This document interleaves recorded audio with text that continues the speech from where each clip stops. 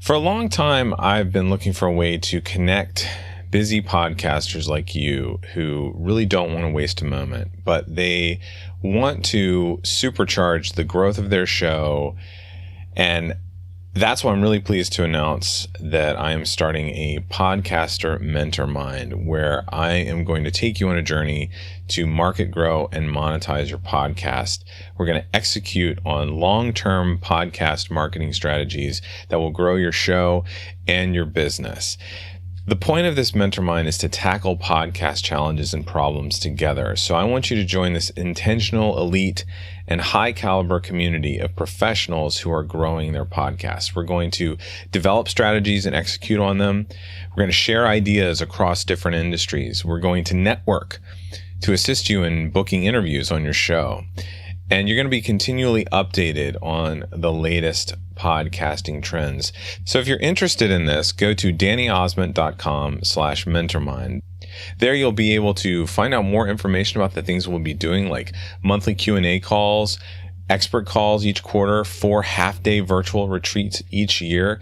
We're going to work on growing your business and growing your podcast. Now, you might have seen other masterminds out there, and they cost $1,000 a month, $2,000 a month, $5,000 a month. The idea with this mentor mind is to keep it affordable to you so that you can get the information you need to grow and continue to grow throughout the year and throughout the years. That's why this mentor mind is only $150 per month. You can actually save more by paying an annual payment as well. So go to dannyosment.com/mentormind to apply today.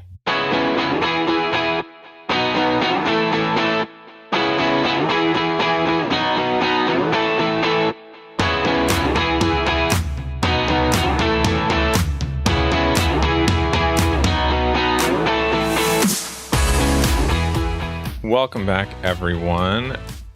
This week, I want to do something that, some of this episode is going to sound like an advertisement, but it's not.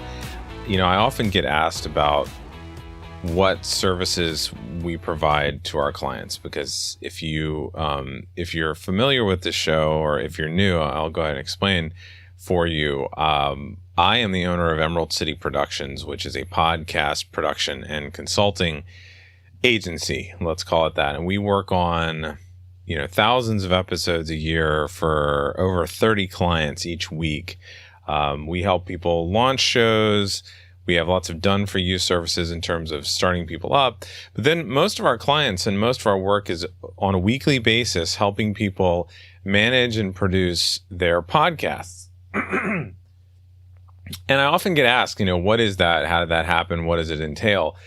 And, I want to start at the beginning. When I started out in the podcast world, I was working in music production and decided to diversify. And it was because I was listening to podcasts and they were really helping me. But I noticed that a lot of these podcasts just did not have great sound. So I wanted to help them out. So, I started for free, just editing people's podcasts, producing their podcasts to get the sound quality better, using noise reduction and mixing and mastering to get their podcast up to a level of the better sounding podcasts, the ones with higher sound quality. And then that really quickly became, hey, I'll do this for $40 an episode and I'll edit your podcast. And then after having some of those relationships for a while, the clients would ask me, well, hey, could you do this? Or could you do that? Or could you do this? Or can we also have you do this? And it just added services onto what we were doing on a weekly basis. So what I'm going to tell you about is kind of what we do and the offerings that we have and how we grew into that. If you want to look at these, you can go to emeraldcitypro.com/services and scroll down to monthly packages, or click on the link that says I already have a podcast. We do an array of things ranging anywhere from the standard package that we have, which is $5.97 a month for weekly shows where we are, we're assembling people's podcasts. We're adding the intro and outro and ads, and we're editing it in real time. We're doing noise reduction. We're removing mouth noises. We're making it sound better. We're doing, we're getting rid of the just sort of those crutch word edits, but we're also clarifying things, like if Someone asks a question in an interview, and then they rephrase that question, and then they finally figure out what they wanted to ask, so they ask it a third time. We will actually cut out sometimes the first two versions of that question to make someone sound more like they knew what they were going to say or knew what they were going to ask. We're tightening up pacing, stuff like that. We're doing really professional mixing jobs as well. I'm very happy and very blessed to have a team of editors and engineers who are, most of them, really trained recording engineers, people who do this for a living, people who do this with musicians as well as podcasters. So the sound quality is automatically better. We're doing professional mastering jobs. We're not just sending our episodes to Ophonic or something like that and having it AI mastered. We're actually doing professional mastering jobs.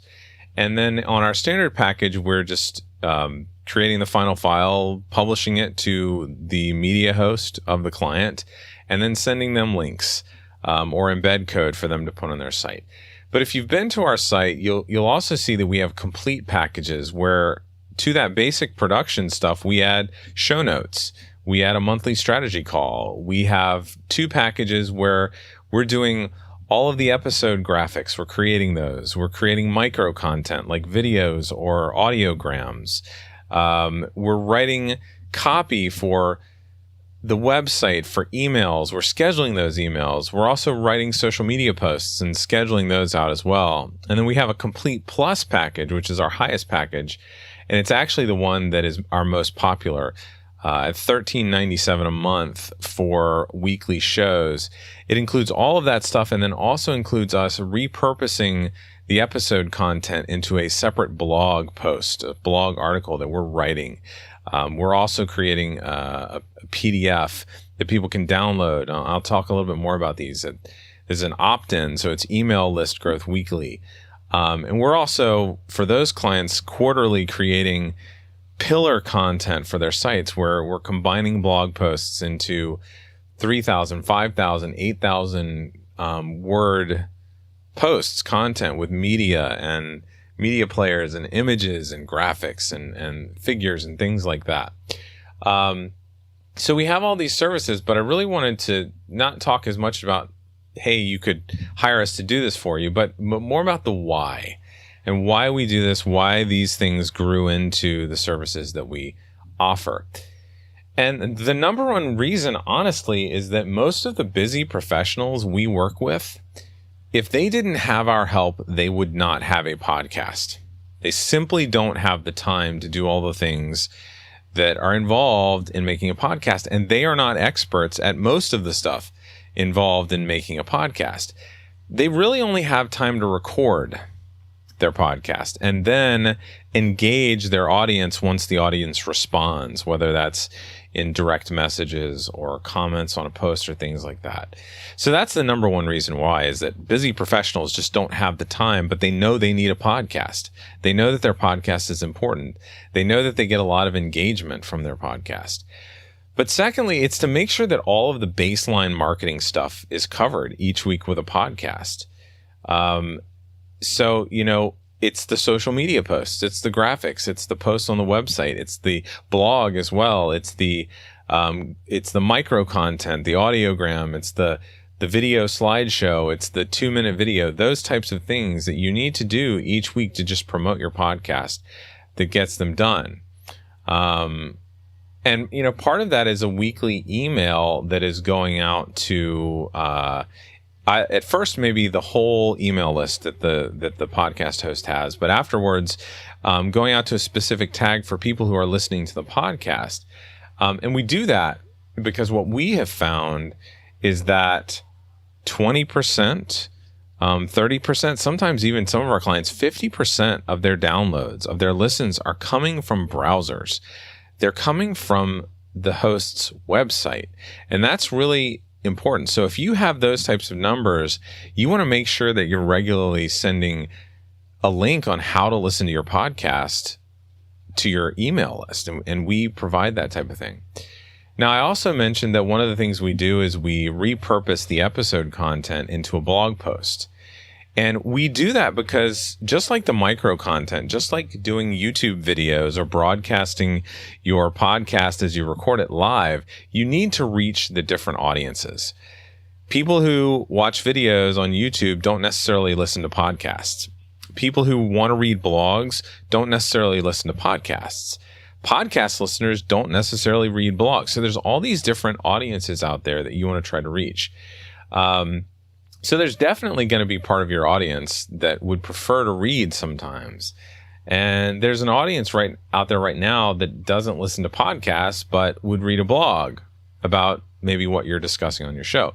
So that's why we repurpose parts of an episode into well-formatted blog articles that in turn also boost SEO on your site. And it makes Google happy because what's happening is for a lot of our clients, their episode may post on a Monday.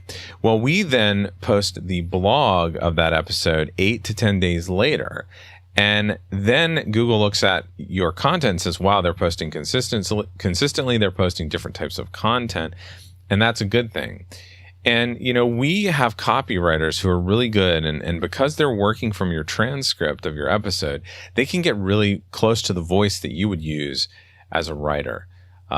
So it's one of those things where it's just a nice, easy way to increase the amount of content you're doing without doubling the work for you.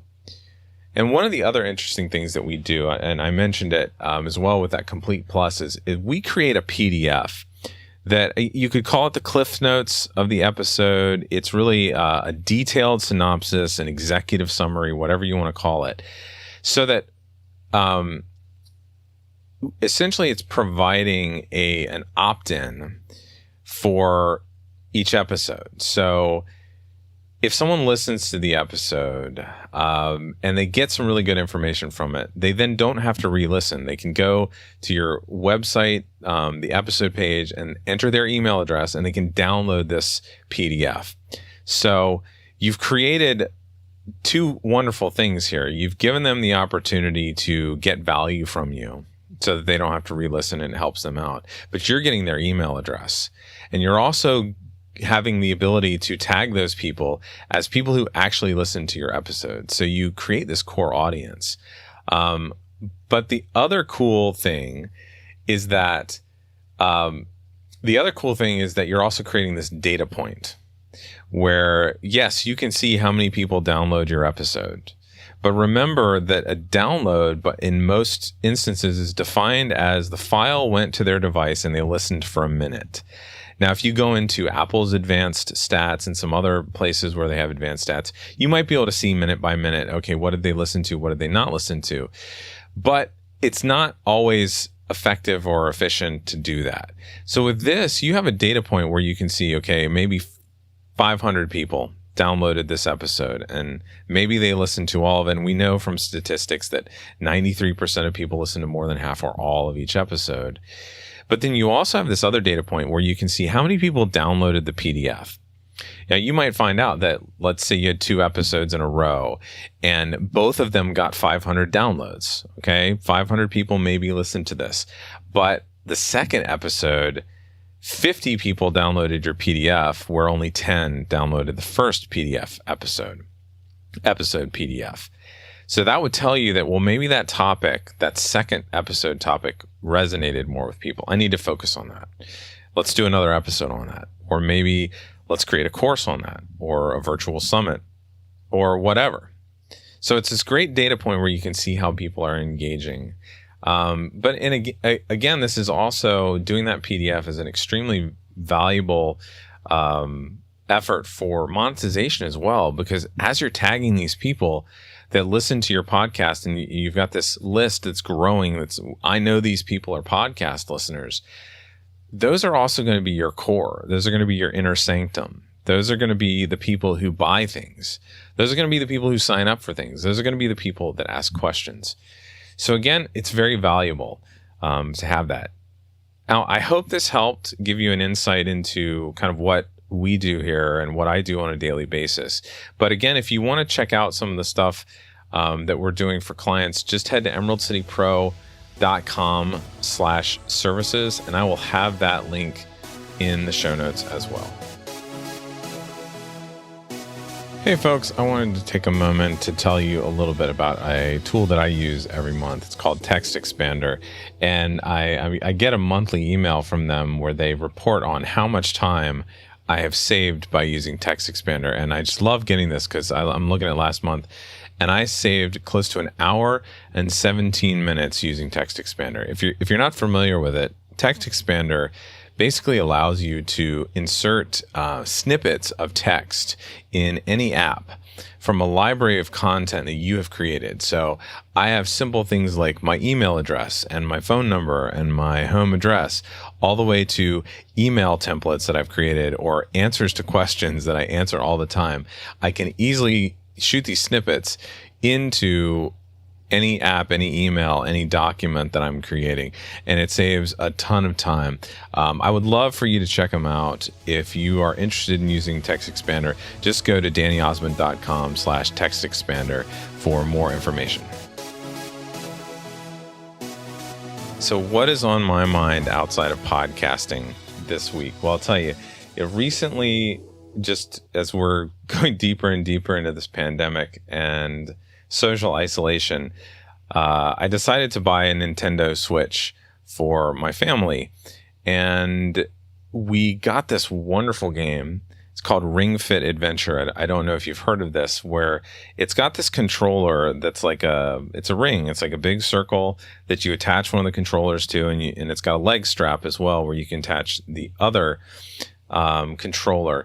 And it's a fitness game, but it's a fitness game differently than we've seen them before. It's a game that you actually compete in a fantasy world in. So you're battling monsters, you're running along paths, you're collecting coins like if you were Super Mario or whatever.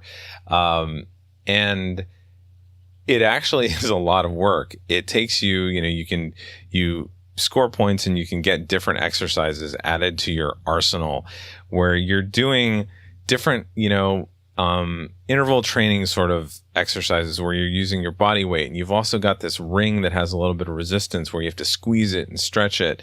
And you're having to run in place to move throughout the world. And I have to tell you, excuse my French, it kicked my ass the first time I tried it. And I'm someone that does probably 2 hours of cycling each week outside, and I'm doing high impact interval training every other day to keep my cardiovascular fitness and my strength up. And I did this thing for 10 minutes and it was a workout. I had muscles that I wasn't using in some of this other stuff that I felt immediately. So if you have a Nintendo Switch and you're bored at home or you're bored of your fitness regimen, I would definitely recommend that you check this out. Ring Fit Adventure. It wasn't that expensive and it's really cool, and I would recommend it definitely. So thanks a lot for coming along with me this week again, and I will talk to you soon.